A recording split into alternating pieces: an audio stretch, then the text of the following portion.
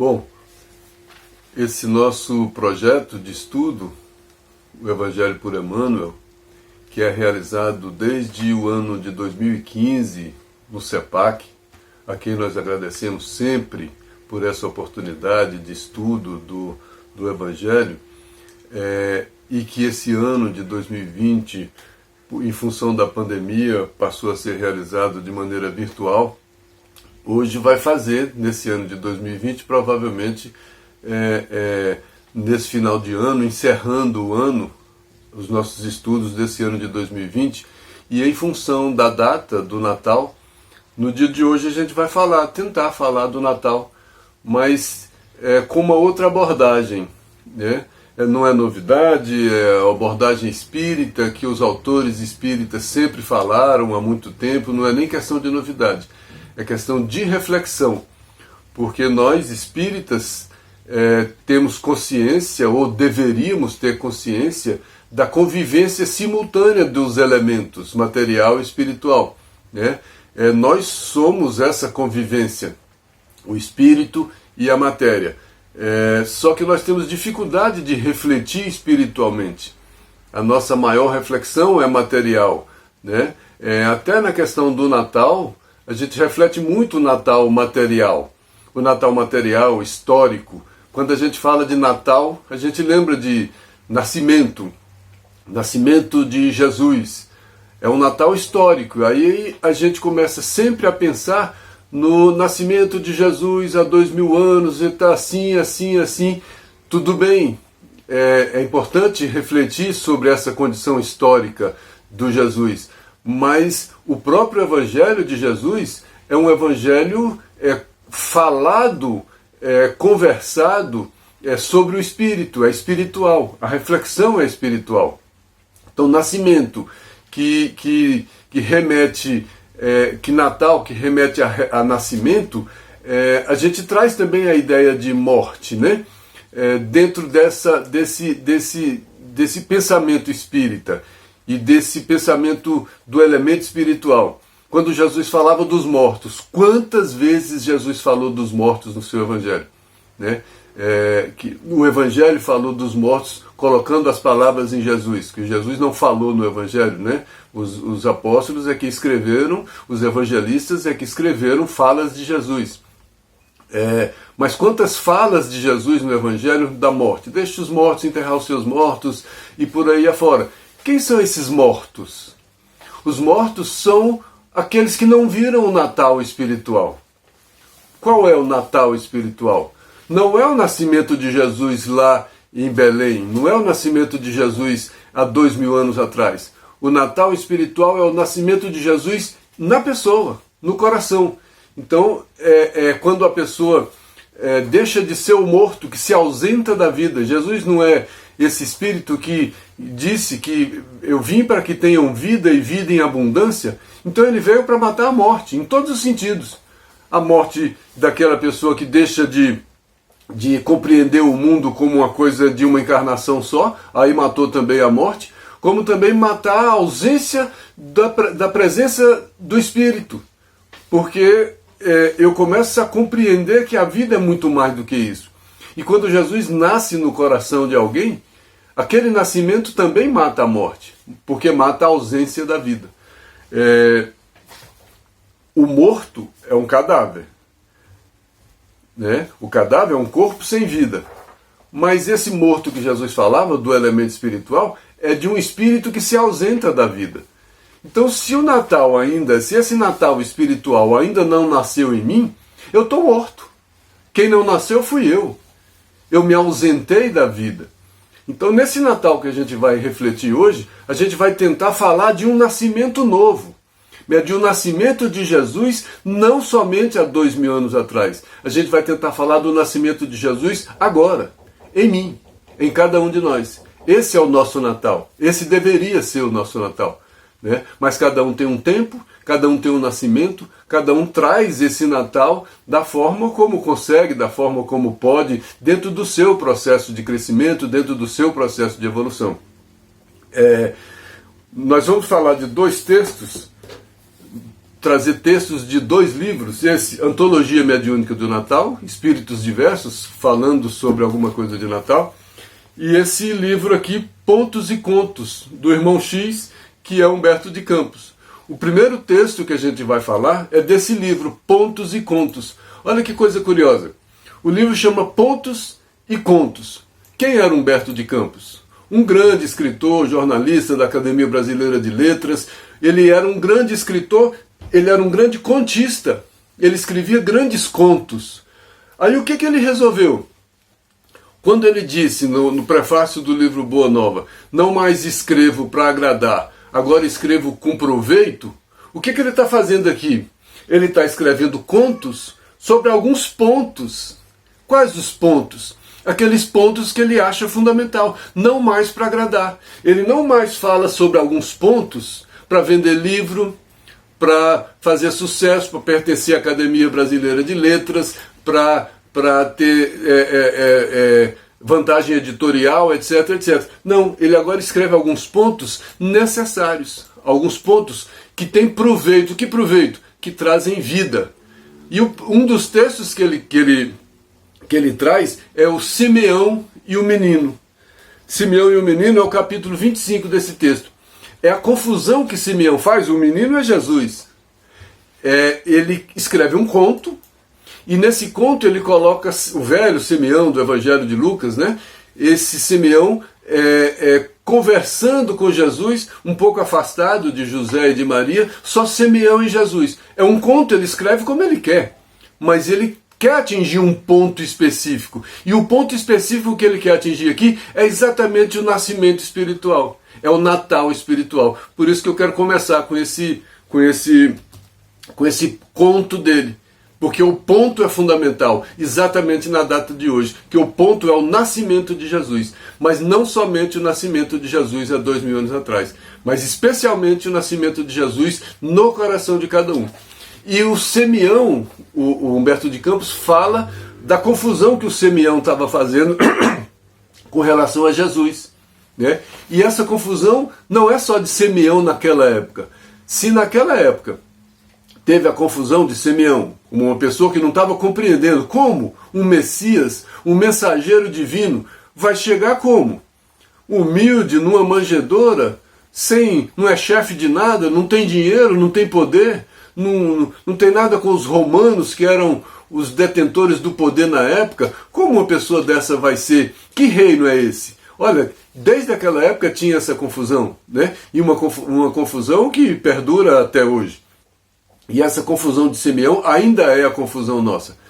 E Simeão, no texto, ele está conversando com Jesus, e como é um conto, Simeão está com uma criança e põe a criança no colo. Então Simeão está conversando com Jesus, uma criança segurando a criança no colo.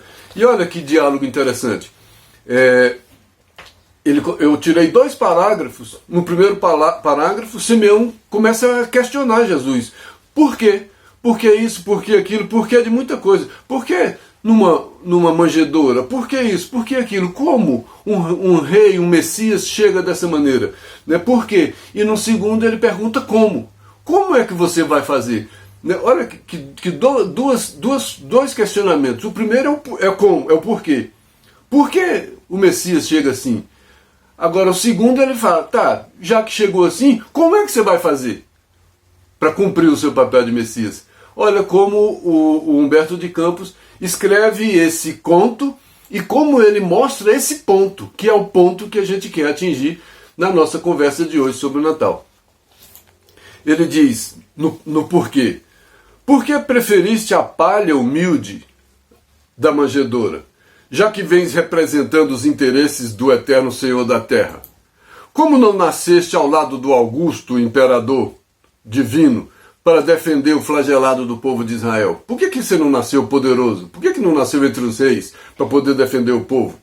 Longe dos senhores romanos, que eram os dominadores da época, como você vai advogar a causa dos humildes se você não tem força, se você está longe dos poderosos? Como você vai advogar a causa dos humildes e dos justos? Por que você não veio no meio daqueles que vestem a toga dos magistrados? Por que você não veio naqueles que mandam, naqueles que julgam, naqueles que determinam? Olha o tanto de porquê, o tanto de questionamento. Por que você não fez como Moisés? Por que você não chegou como Moisés, valendo do prestígio da casa do faraó? A gente sabe que Moisés foi adotado pela esposa de um faraó. Quem te preparará, embaixador do Eterno? Simeão conversando com o menino, Jesus. Quem te preparará, embaixador do Eterno, para o magistério santo? Como é que você vai ser preparado? Qual sinagoga vai te preparar para você falar e ensinar as verdades? De onde você vai tirar essas verdades? Estava difícil de Simeão compreender, como está difícil da gente compreender até hoje. Que será de ti sem lugar no Sinédrio? O Sinédrio não era a casa dos poderosos religiosos judeus da época? Então como é que você, não tem lugar entre quem dita a interpretação da religião? Como é que você vai querer mudar alguma coisa? Aí o Simeão continua nesse conto, agora ele vai perguntar o como. Onde é que você vai representar os interesses do Supremo Senhor? Você vai sentar entre os poderosos? Como?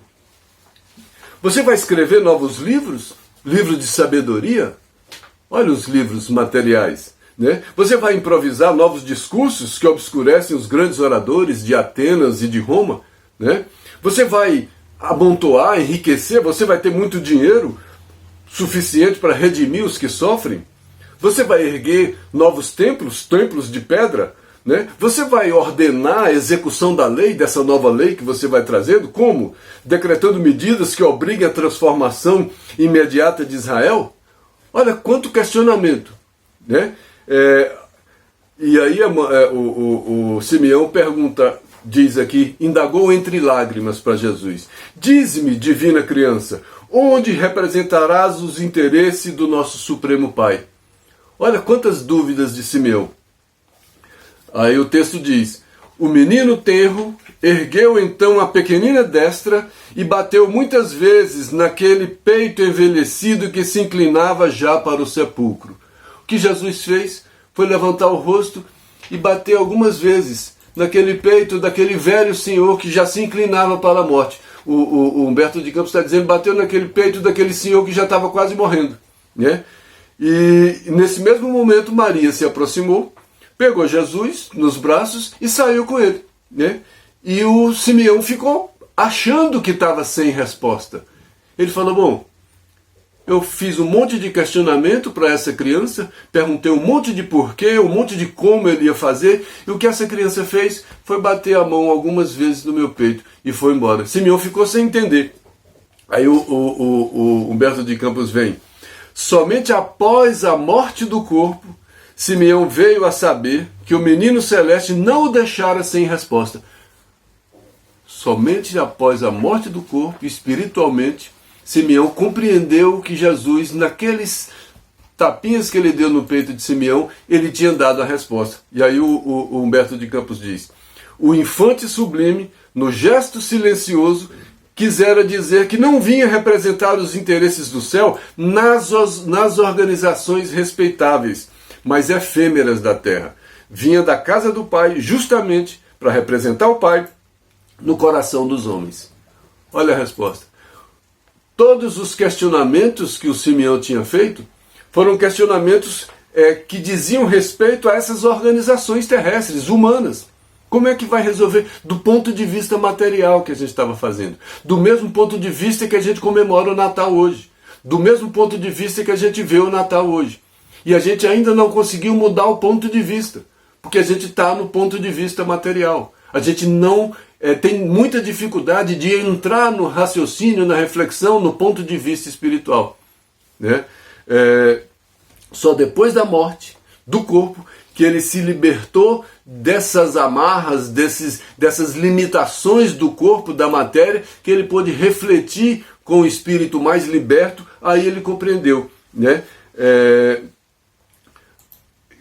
que o grande recado de Jesus, sem dizer uma palavra, batendo no peito dele, é que ele não vinha representar o Pai nas organizações humanas. Não precisava de exército, não precisava de dinheiro, não precisava de poder, não precisava de escrever novas leis, não precisava de fazer novos templos. Ele precisava de uma coisa: de nascer no coração dos homens. Que Natal! Que Natal? E a gente continua com a mesma confusão. Bom, seguindo nessa linha, a gente vai comentar mais algumas pequenas coisas, alguns pequenos textos. Olha um texto Natal Simbólico, desse Antologia Mediúnica do Natal, também do Irmão X. O Irmão X diz: cada espírito é um mundo onde o Cristo deve nascer. Então onde é o nascimento do Cristo? É há 2000 anos atrás? Ou é em cada espírito? Ou o Cristo nasce individualmente em cada um? O Natal hoje que a gente faz é um Natal coletivo, que nem todos vivem o mesmo clima espiritual do Natal. A gente quer botar Jesus ao mesmo tempo no coração de todos, de pessoas que vivem em tempos diferentes, em realidades diferentes, em reflexões diferentes.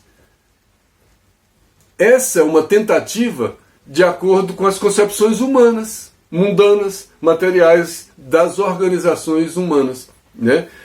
O Cristo deve nascer individualmente no coração de cada um. Aí esse cada um, quando o Cristo começar a nascer, deixa de ser esse morto que se ausenta da vida, porque recebe a mensagem de Jesus em seu coração e a partir daí sim ele nasce para o mundo espiritual.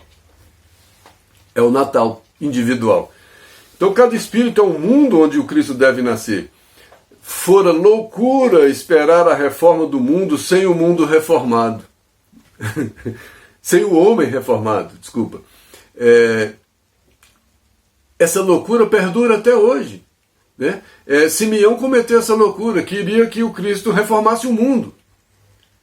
E até hoje a gente fica comemorando o Natal, querendo que esse Natal reforme o mundo. Que mundo? O mundo individual, a gente confunde, na parte individual a gente traz para o egoísmo. E a parte que era para ser pessoal, a gente quer dividir, a gente faz tudo invertido. Porque o raciocínio espiritual e material, dos elementos material, do elemento material com o elemento espiritual, muitas vezes são raciocínios contraditórios. Por isso que muitas vezes o que parece derrota para o elemento material é uma vitória para o elemento espiritual. E gera toda essa confusão. Olha a letra daquela música: dando que se recebe, é perdoando que é perdoado. Por quê? Porque aquela música está falando do elemento espiritual. O que ganha do elemento espiritual. Então a gente precisa pensar no Natal do elemento espiritual. O Natal do elemento espiritual não é um nascimento histórico. Pode constar da informação do nascimento histórico, não tem problema nenhum. Mas a grande questão desse Natal é o elemento espiritual, que é o nascimento individual em cada um. Aí a gente fica esperando um mundo de regeneração. Como vai ter um mundo de regeneração sem o homem regenerado? Olha como Jesus não cometeu esse erro. Ele não veio para mudar o mundo, ele veio para mudar o homem. Se ele tivesse vindo para mudar o mundo, ele ia aceitar a sugestão do Simeão, ele ia compreender Simeão. Ele tinha que ter leis para obrigar todo mundo, ele ia ter que fazer justiça, ele ia ter que fazer livros, ele ia ter que fazer templos de pedra, porque ele ia obrigar todo mundo a fazer determinadas coisas. Mas o coração ninguém obriga. Livre-arbítrio é isso. Livre-arbítrio é cada um ter o seu tempo. Aí é o mérito. É aí onde cada um vai nascer. Um nascimento doloroso, é um parto. Jesus nascer no coração é um verdadeiro parto, né?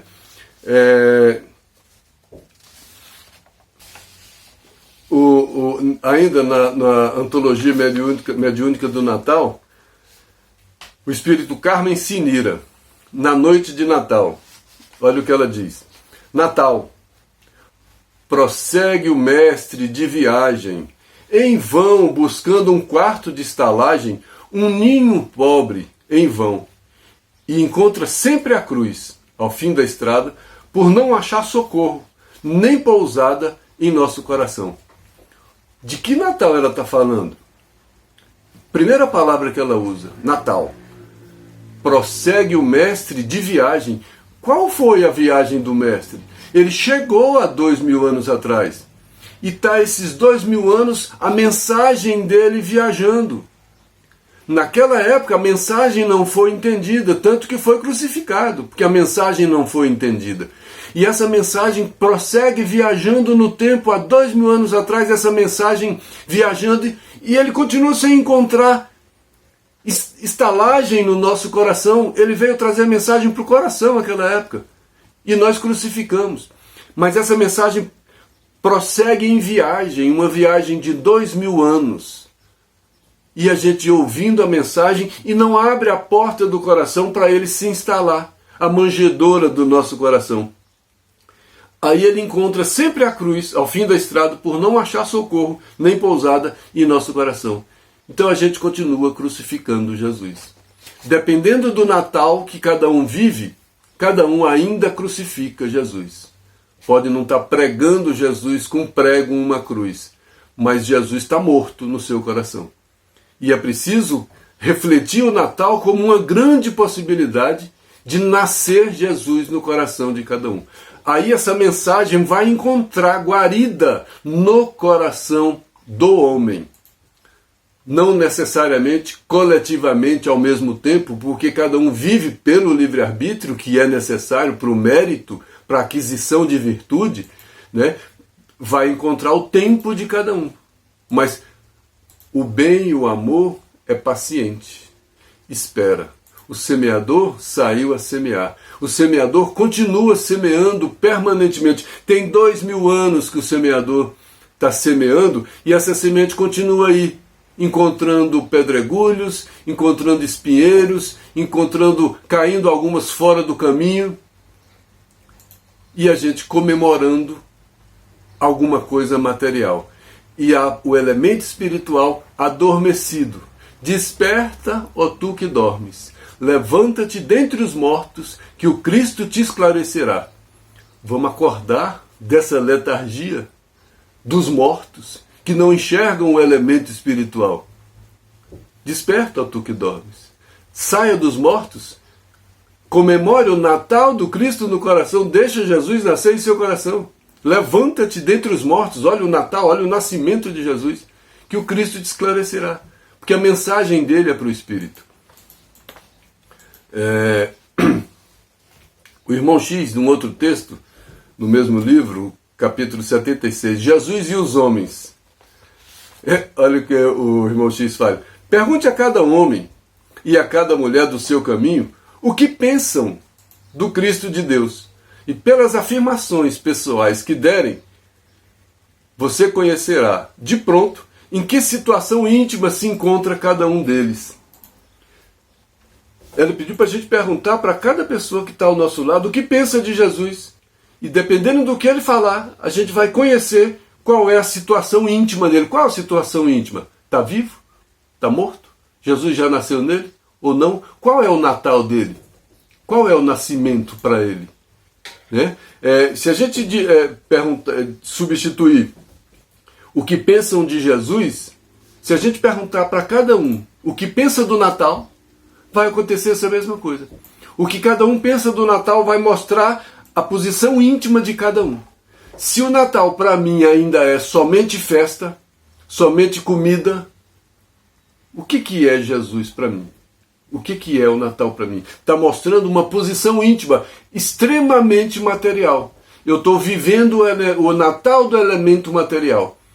E nós, espíritas, que sabemos da existência do elemento material e do elemento espiritual, que é preciso conciliar, dar a César o que é de César, dar a Deus o que é de Deus, mas é preciso buscar, em primeiro lugar, o que é espiritual, o que é de Deus, porque quem semeia na carne, da carne vai colher corrupção.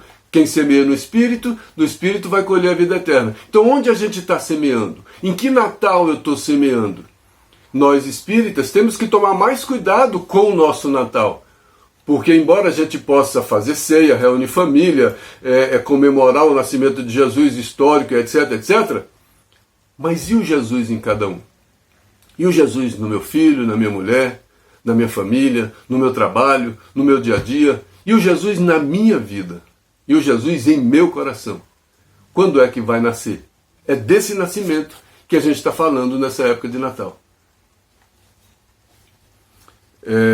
Tem um outro texto também do Não, aqui é do Pedro de Camargo, né? Do Espírito Vinícius, no livro Jesus e o Seu Natal.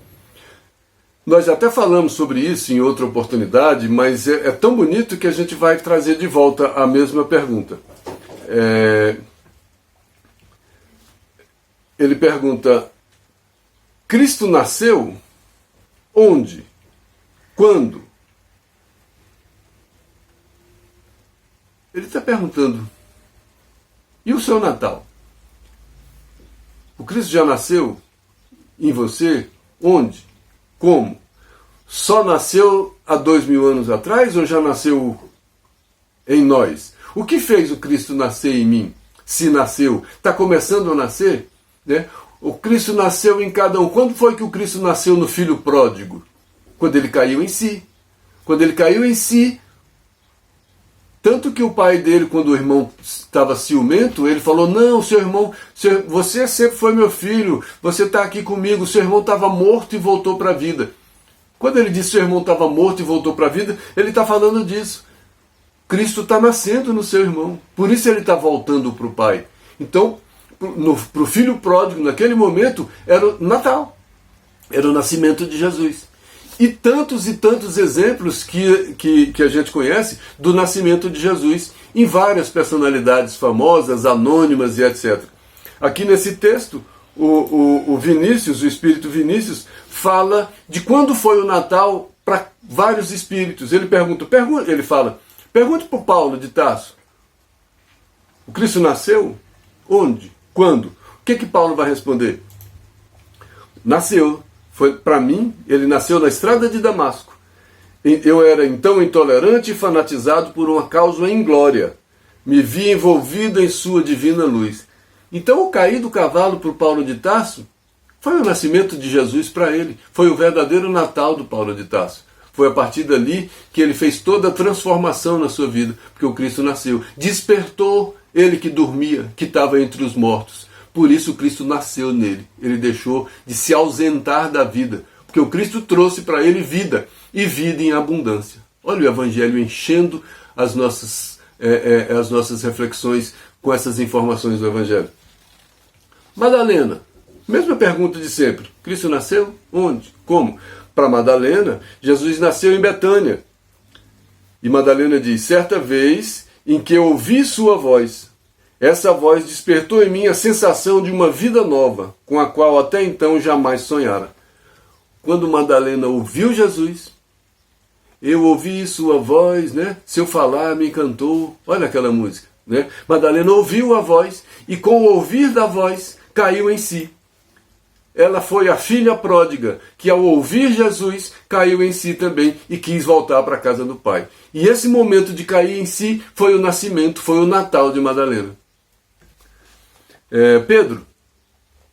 O Pedro já diz: Jesus nasceu para mim no átrio do Paço de Pilatos, no momento em que o galo, cantando pela terceira vez, acordou minha consciência para a verdadeira vida. Olha que coisa curiosa. Jesus nasceu para o Pedro num dos momentos mais difíceis da existência dele, no momento da negação. Quando ele negou Jesus, caiu a ficha. Ele percebeu. Nasceu Jesus nele. E Jesus sabia. E já tinha até conversado com ele, tinha até avisado a questão do galo e etc. Né? Mas Jesus estava trabalhando com os discípulos exatamente para nascer no coração de cada um. Os 3 anos de preparação, de convivência de Jesus com os discípulos, preparando os discípulos, foi para isso. Foi plantando a semente, jogando a semente do que o semeador estava semeando no coração dos discípulos. E cada um a seu tempo, a seu modo, a seu momento, permitiu o nascimento de Jesus. E depois Jesus falou: agora, ide pelo mundo e pregai o Evangelho a toda criatura. Agora que Jesus nasceu no coração de vocês, vocês agora são trabalhadores do Cristo. Vão pelo mundo multiplicando essa mensagem. Não vão pelo mundo comemorando o Natal, vão pelo mundo fazendo que o Natal nasça no coração de cada um. Que cada um tenha o seu Natal, cada um tenha o seu nascimento. João Evangelista, Jesus nasceu para mim no dia em que, no meu entendimento, iluminado pela sua divina graça, eu percebi que Deus é amor.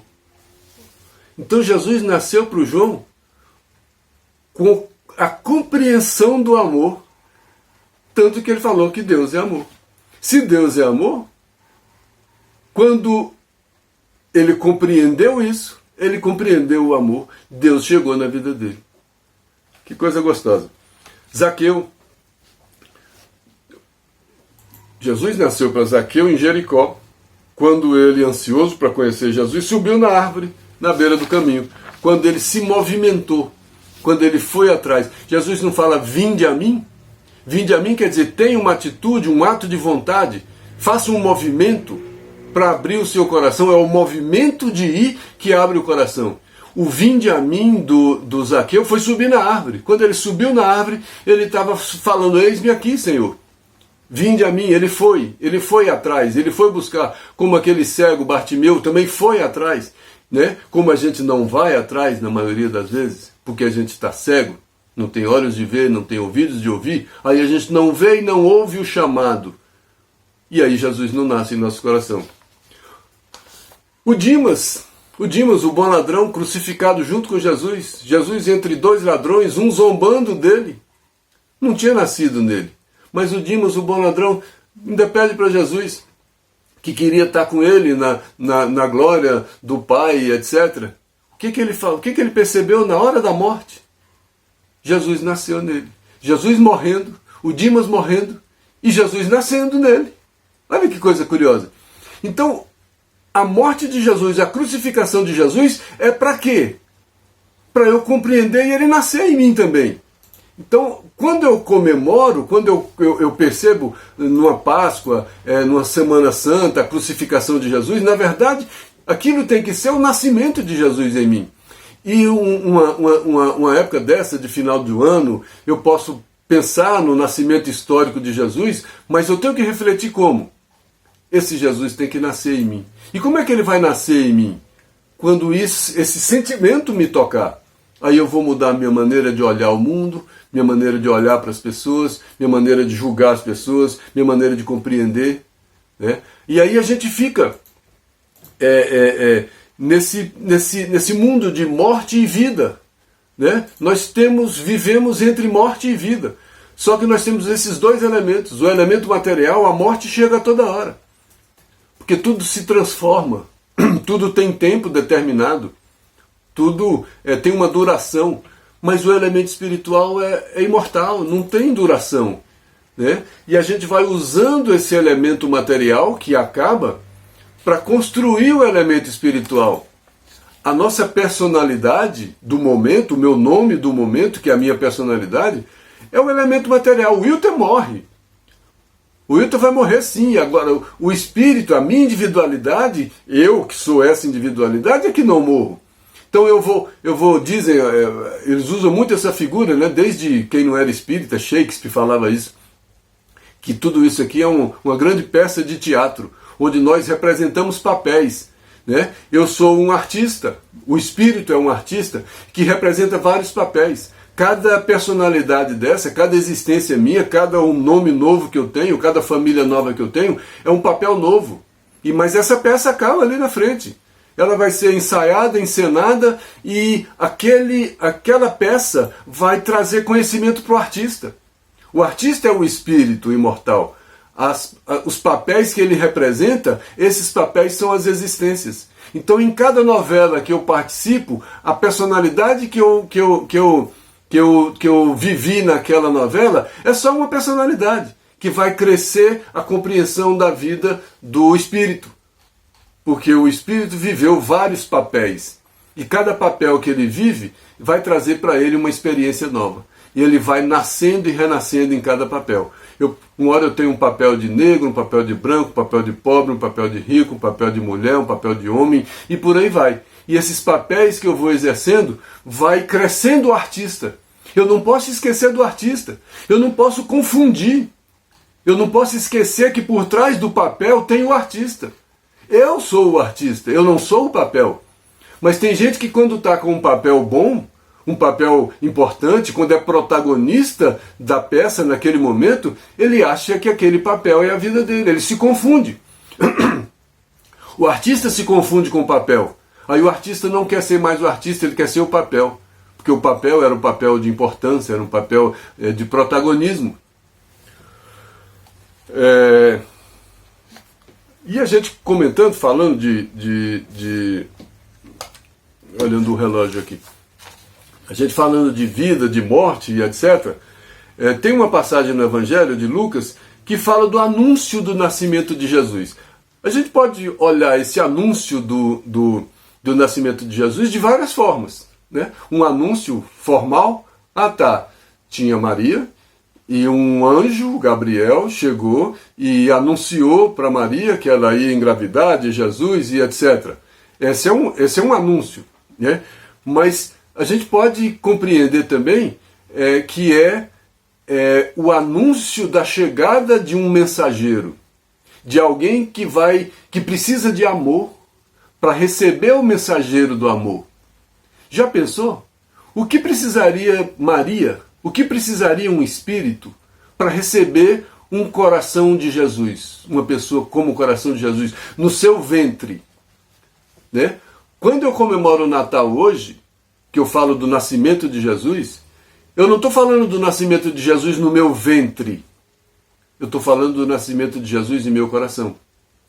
Maria já tinha o nascimento de Jesus no coração. E como auxiliar do grande processo, como auxiliar da grande mensagem de amor, ela que já tinha compreensão da mensagem, ela trouxe o elemento material no seu ventre, como auxiliar da mensagem. Olha só. Então em Maria tem todo tipo de nascimento. Tem o nascimento, todos os nascimentos. Aí a gente fala, por que Maria é vista e falada? Por que ela conquistou na humanidade esse papel de mãe? Por que todos falam de Maria como mãe? A grande mãe, a mãe das mães, o símbolo do amor, o símbolo da maternidade? De onde vem isso? Aí a gente lembra, Emmanuel diz que a maternidade é a porta do amor, é a porta de entrada do amor. Se para nós, encarnados comuns, cheio de imperfeições, o amor é a porta de entrada, se para o animal que rosna, que avança, a maternidade é a porta do amor, se a fera que avança em todo mundo consegue parar de rosnar e lamber a cria e olhar para a cria com ternura, a gente compreende por que a maternidade é a porta do amor. Por que muita gente que só pensava em si mesma, de tão egoísta, que não via mais ninguém no mundo, de repente começa a ver outra pessoa. Começa a enxergar um bebê, um filho, outro filho, depois a mulher do filho, o filho do filho, o marido do filho, o irmão do filho. Olha como vai crescendo.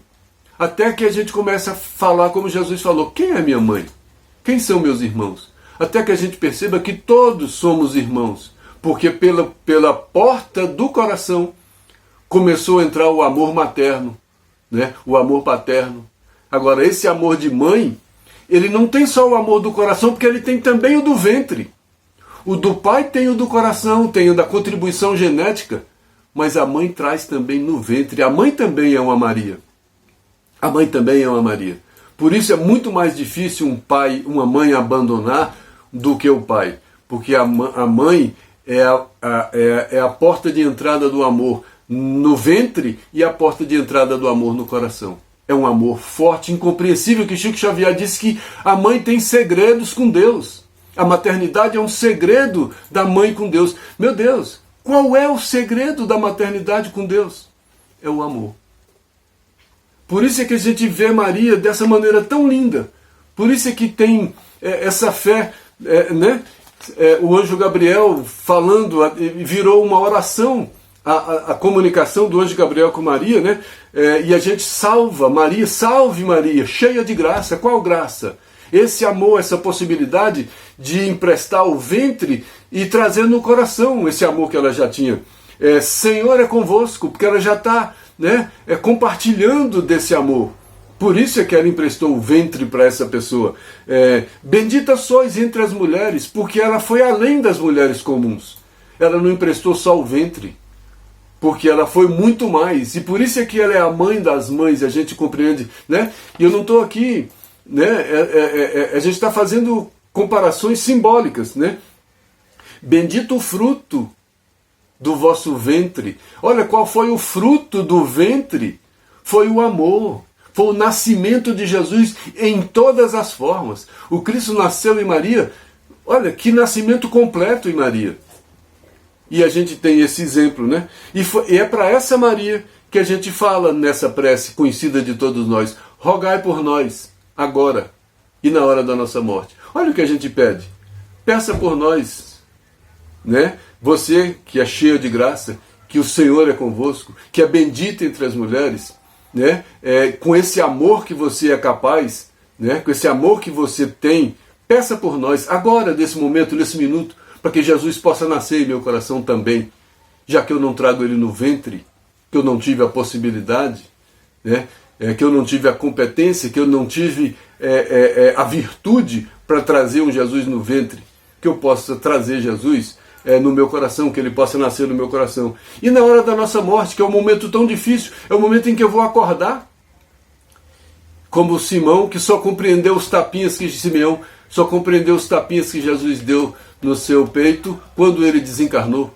Então, quando eu desencarnar, eu vou compreender quantos tapinhas silenciosos que as circunstâncias deram no meu peito para me anunciar o nascimento de Jesus e eu não enxerguei. É preciso mais atenção, é preciso mais vigilância, é preciso perceber a circunstância. A circunstância fala no silêncio, a circunstância fala nesse tapinha de Jesus, que não gritou para Simeão, que deu 3, 4 tapinhas no peito para mostrar que Jesus nasce ali no coração, né?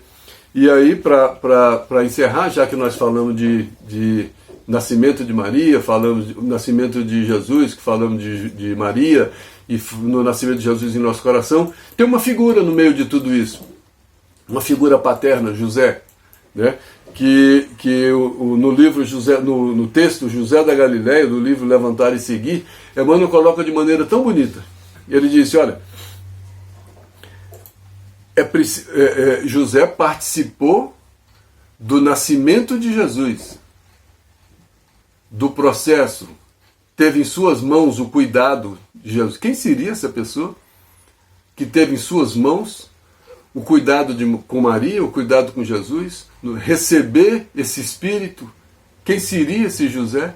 E Emmanuel diz, é preciso, porém, observar que, apesar de beneficiários ingratos, ouvintes indiferentes, perseguidores cruéis e dos discípulos vacilantes, houve um homem integral que atendeu a Jesus, hipotecando-lhe o coração sem mácula e a consciência pura. Olha, mais um colaborador para que esse mensageiro de Jesus chegasse aqui trazendo essa mensagem de Jesus. Olha que grande trabalhador. E ele falou que ele não foi o beneficiário ingrato. Muitos beneficiários que foram curados e etc. abandonaram Jesus e Jesus não nasceu no coração deles. Muitos ouvintes foram indiferentes. Até hoje tem os ouvintes indiferentes. Até hoje tem os beneficiários ingratos, né? Ouve e não enxerga, desperta tu que dormes, não tem olhos de ver, ouvido de ouvir. São os ouvintes indiferentes, né? Desde a época de Jesus até hoje. Os perseguidores cruéis sempre existiram, desde a época até hoje, né? Discípulos vacilantes, a gente fala discípulo vacilante, a gente se lembra só de Pedro. Mas e os nossos vacilos? O nosso vacilo diário que não permite o nascimento de Jesus em nós, né? Houve um homem integral, silencioso, como Jesus. Por isso que Simeão não entendeu Jesus. E nós também não entendemos José. José não tem muita coisa dele, nem no Evangelho. A gente não encontra muita coisa sobre José. José é um silêncio. É um silêncio de Deus, como dizia Emmanuel, né?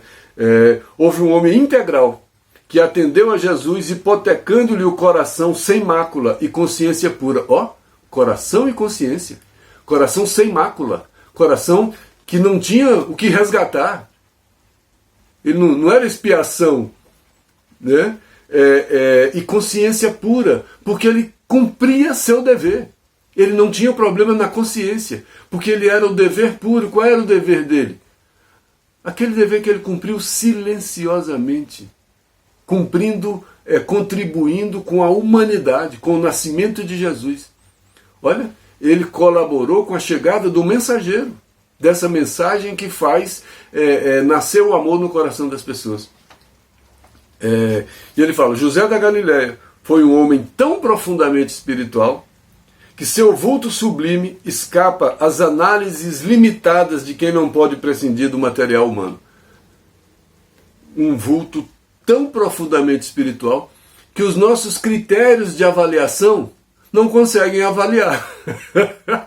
Os nossos critérios de avaliação são os mesmos critérios de Simeão, no início da nossa conversa, que são critérios materialistas. São critérios que a gente vai perguntar, mas como? Mas onde? De que maneira? Como é que José pode ter sido tão grande? Se ele não era importante, se ele não era um romano, se ele não tinha exército, se ele não tinha dinheiro, se ele não tinha poder, se ele não era do Sinédrio. Olha a história do Simeão de novo. É porque a gente não tem, nossos critérios de avaliação não são critérios espirituais. Nossos critérios de avaliação são critérios do elemento espiritual. Então José da Galileia foi um homem tão profundamente espiritual que seu vulto escapa à análise de quem não pode prescindir da matéria para avaliar. Quando a avaliação sai do elemento material, eu me perco porque eu não consigo avaliar. Eu não consigo avaliar espiritualmente José. Como não consigo avaliar espiritualmente Jesus. Por isso, pergunte a cada um o que é o Natal para ele, que a gente vai perceber qual a avaliação que ele faz de Jesus. Que Deus nos abençoe, que esse Natal seja para cada um o início, o chamado, o vinde a mim de Jesus, e que ele possa nascer no coração de cada um. Que Deus nos abençoe.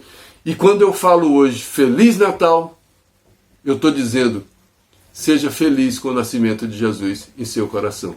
Que Deus nos abençoe.